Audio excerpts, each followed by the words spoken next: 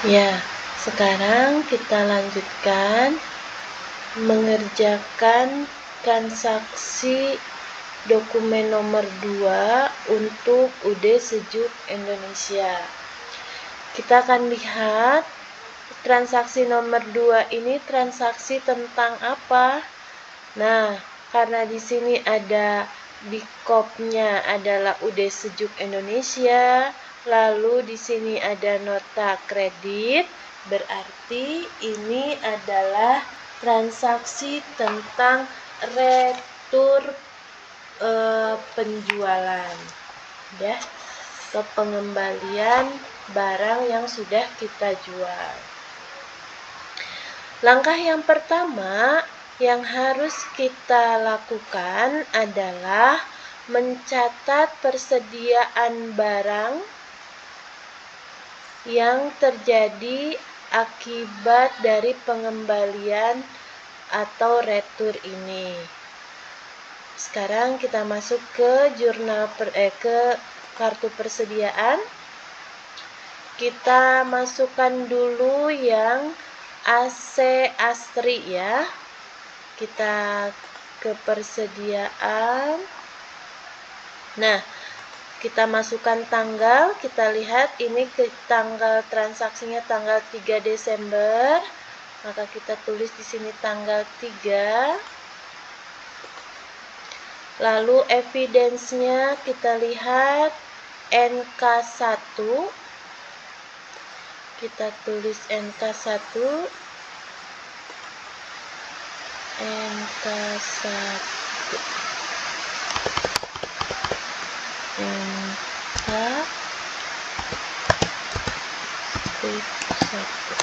Oke. Deskripsinya kita isi dengan nama toko yang ngembaliin, yaitu toko Julfa. Kita tulis toko Julfa retur ya. Nah, kalau retur itu kita tulisnya di in atau di out. Karena sebetulnya retur itu ada barang yang masuk, maka logikanya kita masukkan ke in ya. Tapi untuk membedakan antara barang masuk itu adalah barang baru atau barang yang masuk itu adalah barang returan atau pengembalian, maka kita bedakan. Kalau yang retur kita simpan datanya di out, tapi nanti kita bedakan dengan tanda min. Seperti ini ya. Jadi tadi yang diretur berapa? Yang diretur adalah 2. Maka kita tulis di sini 2. Tapi pakai tanda negatif. Ini ya. Lalu harganya kita tidak pakai harga jual ini, tetapi kita kalau di inventory card atau kartu persediaan kita menggunakan harga aslinya, yaitu 5.700.000. Di total kita akan menjumlahkan min 2 dikali 5.700.000, hasilnya 11.400.000. Lalu di total kita akan hitung, asalnya kita punya 30 barang, lalu ada yang ngembaliin 2, maka di sini kita tulis 30 ditambah 2 ya. Ini tanda min ini artinya mengembalikan ya. Lalu harganya kita tulis di 5.700.000, di total kita tulis hasil 32 dikali 5.700.000. Oke. Setelah itu kita masuk ke asekul. Kita mulai dari tanggalnya sama, tanggal 3 Desember transaksinya ya. Ini tanggal 3 Desember Oke. Lalu evidensinya kita lihat lagi NK1. Kita tulis NK1.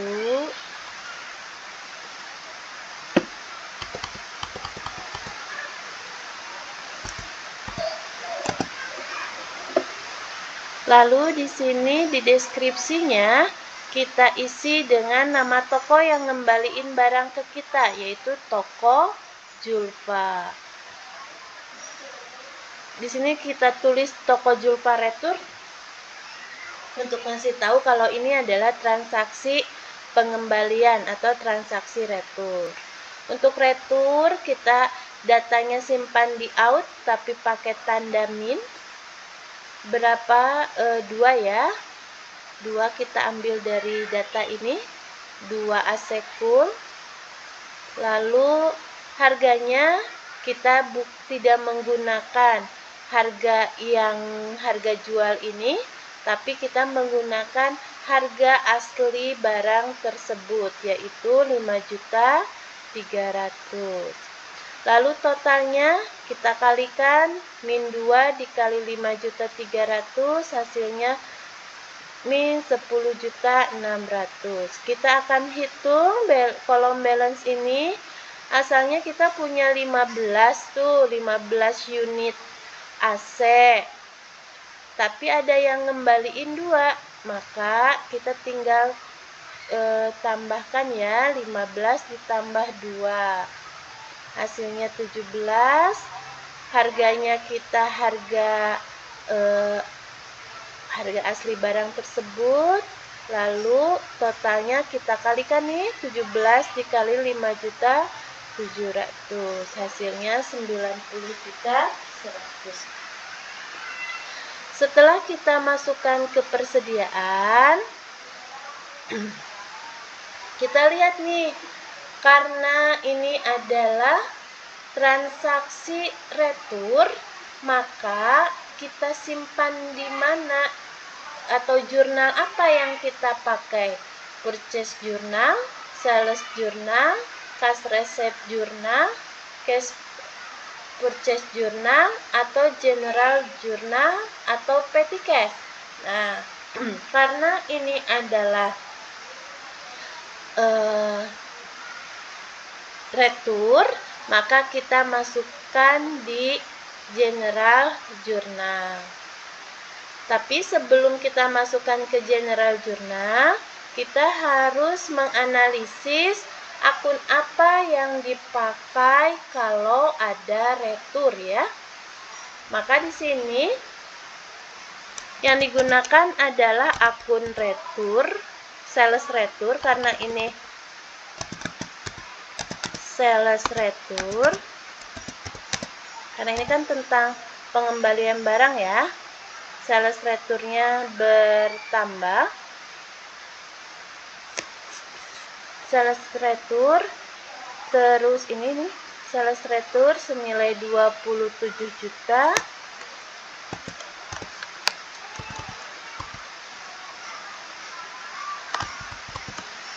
Lalu PPN, yang PPN outcome, akun yang kita pakai ya. Lalu sales retur PPN outcome dengan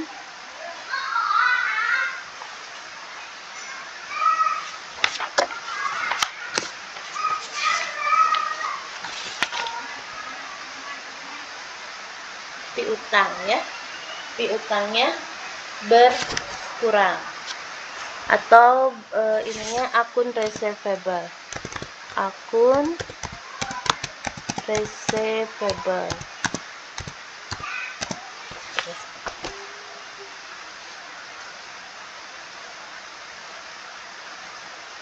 Kemudian selain sales retur, PPN outcome, sama akun receivable, kita juga transaksi pengembalian barang ini mempengaruhi persediaan barang kan, maka akan kita jurnal juga nih akun yang dipakainya merchandise inventory atau persediaan barang dagang.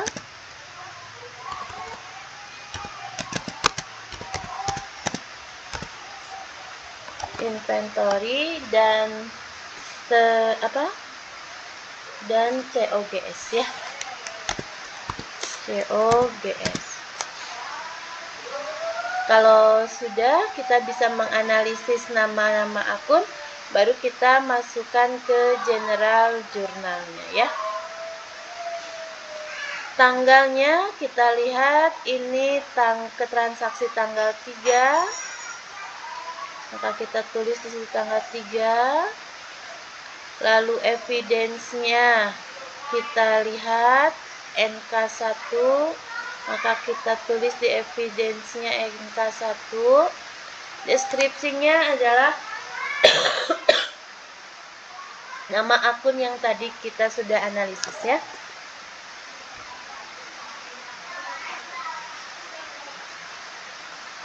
Sales return, nilainya berapa sales return? Kita lihat di sini berapa nilai barang yang dijual, yang dikembalikan 27 juta. Kita masukkan 27 juta. Lalu selain nilai barang ada juga PPN yang dikembalikan. Kita tulis di sini PPN outcome-nya. Nilainya berapa tadi? 2.970.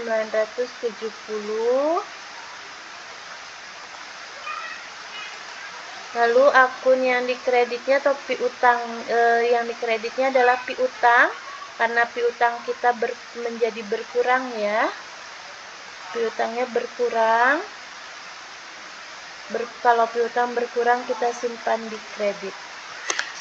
Seperti itu. Lalu karena transaksi retur ini mempengaruhi persediaan barang dagang, maka kita akan bikin jurnalnya juga. Kita sini merchandise inventory atau persediaan barang dagang. Nilainya di debit, jadi persediaan barang dagang nya bertambah ya, merchandise inventory-nya kan bertambah 22 juta, maka kita tulis di debit. Lalu COGS-nya kita simpan di kredit.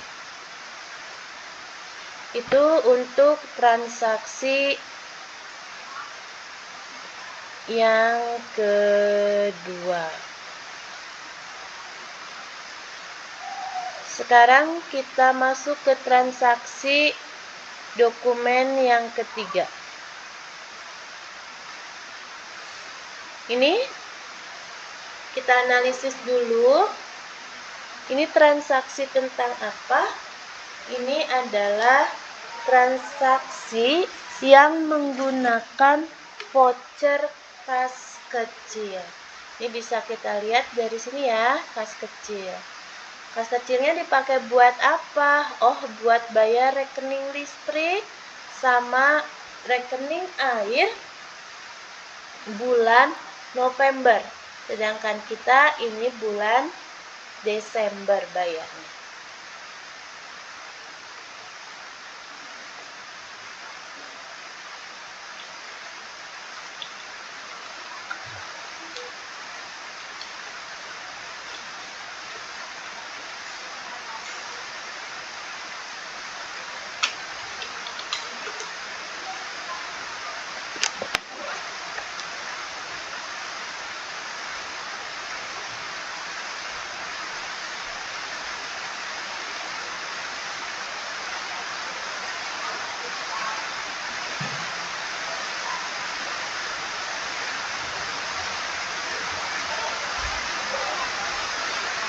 Nah, untuk jika ada transaksi ini ya, kas kecil, maka kita analisis dulu akun apa yang akan dipakai. Dan kalau sudah dianalisis, kita masukkan ke dalam petty cash. Ini ya. Kita lihat ini bulan Desember, tanggal transaksinya tanggal 5 Desember. Kita masukkan tanggal 5 di sini. Evidence-nya kita lihat V12-1. Oke, kita tulis. Deskripsinya kita tulis di sini ya. Pembayaran rekening listrik dan air bulan November. Jadi lebih singkatkan gitu. Kita tulis pembayaran rekening listrik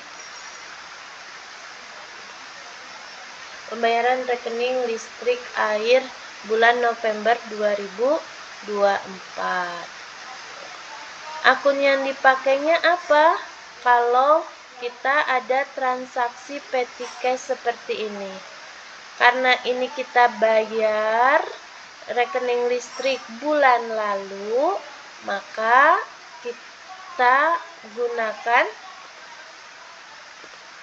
akun expense payable. Ya, senilai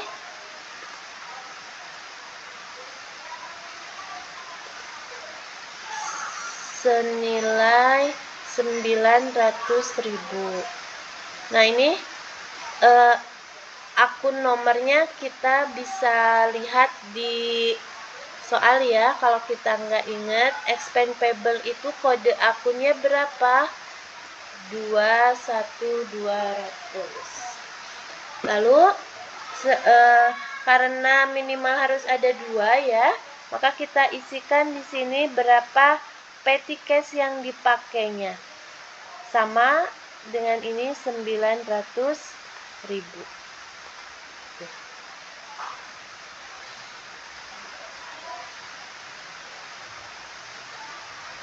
Itu saja untuk yang voucher tas kecil ya.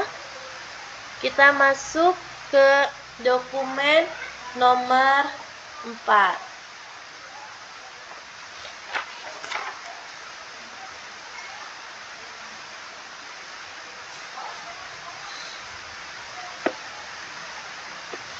Dokumen nomor 4 ini transaksi, kita analisis dulu transaksinya tentang apa.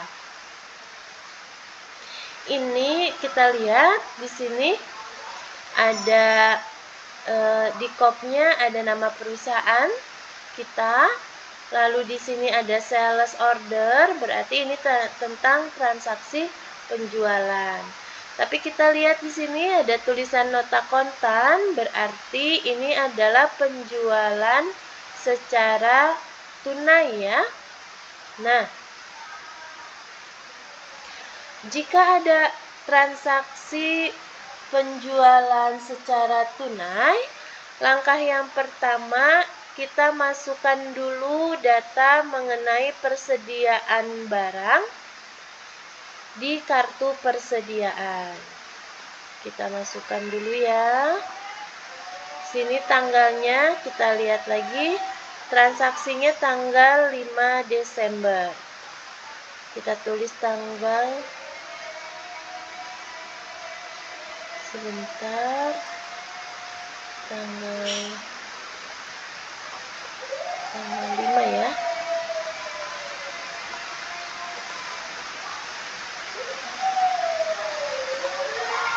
Tanggal 5.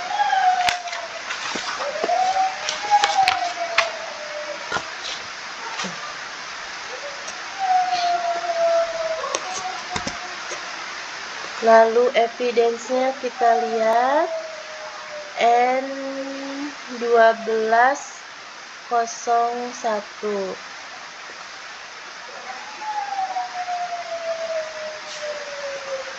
N1201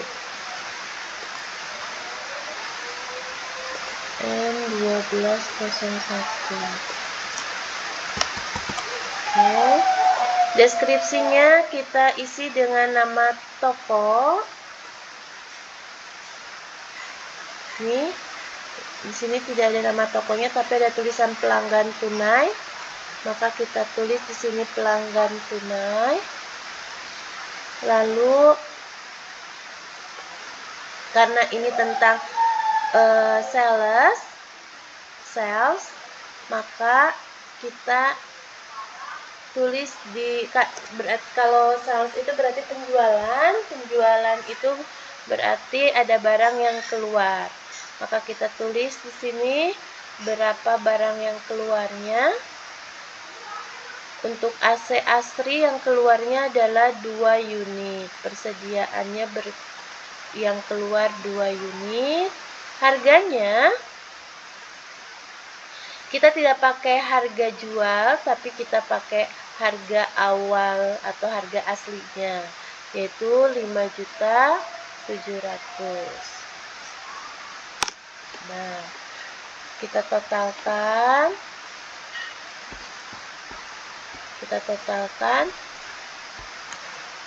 2 dikali 5.700.000.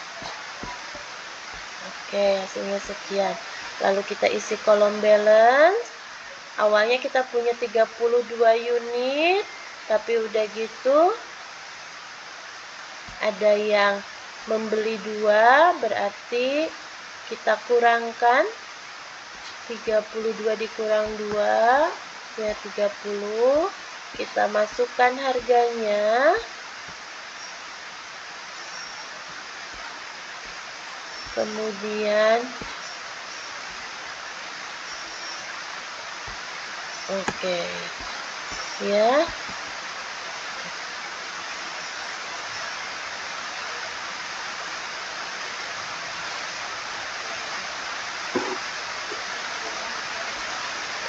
Setelah itu kita masuk ke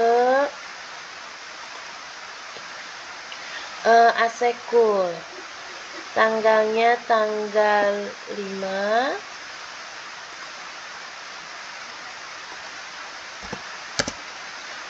Lalu evidence-nya kita lihat. Evidence-nya N1201.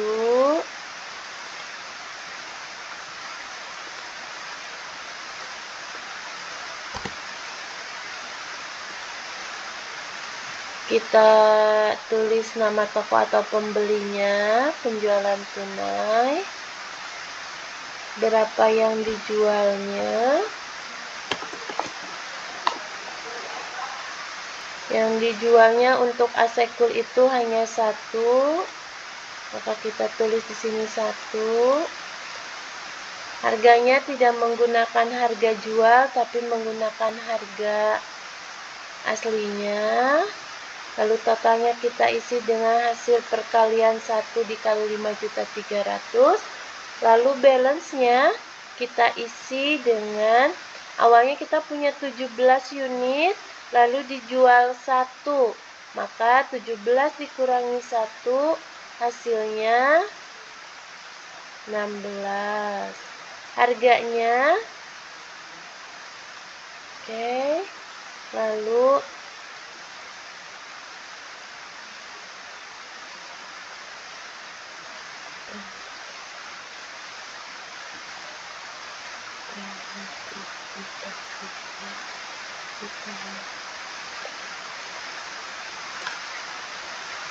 ini ya, tinggal kita kalikan. Oke. Setelah itu, setelah kita masukkan data persediaan barang, maka kita akan, karena ini adalah penjualan secara tunai, berarti ada uang yang masuk atas penjualan, maka kita masuk ke dalam jurnal penerimaan kas atau cash receipt journal. Kita isi ya.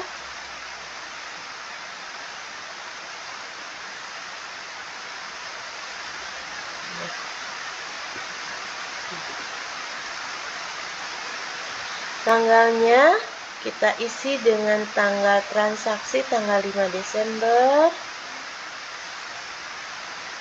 Kita isi tanggal 5 Desember.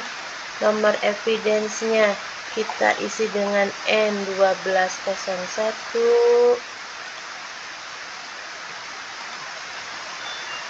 Deskripsinya kita isi dengan nama konsumennya atau yang membeli, yaitu pelanggan tunai. Lalu cash in bank-nya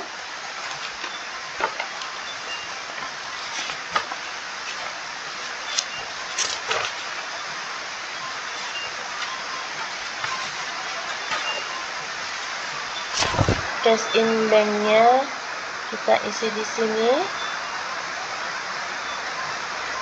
Ya, uang kas yang masuknya berapa?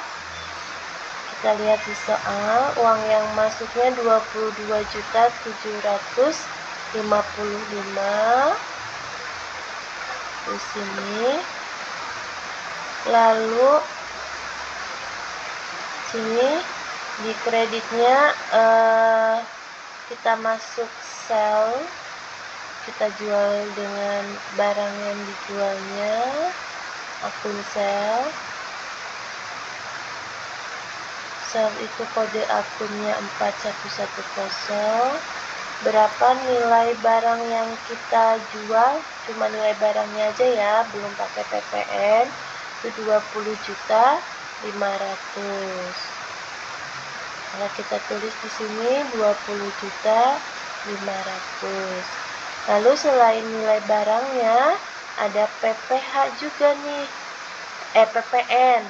Maka kita masukkan PPN-nya senilai 2.255.000. Saya tulis di sini PPN, lalu kode PPN itu 21800, nilainya 2.255.000. Nah, karena jurnal karena transaksi ini mempengaruhi persediaan barang dagang, maka kita masukkan ya ke sini ya,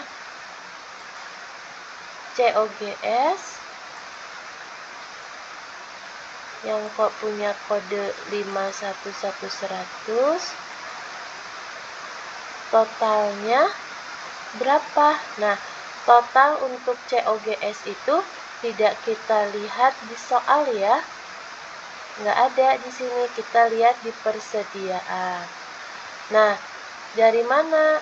Dari total yang AC Asri yang 11.400.000 ditambah dengan yang total AC Cool 5.300.000. Kalau dijumlahkan hasilnya itu 16.700.000. Lalu di sininya akun yang selanjutnya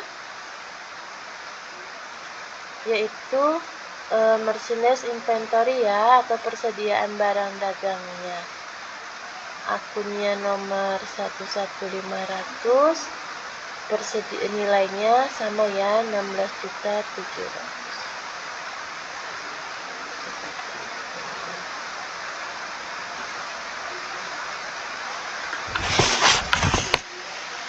Oke. Sip, sampai sini dulu.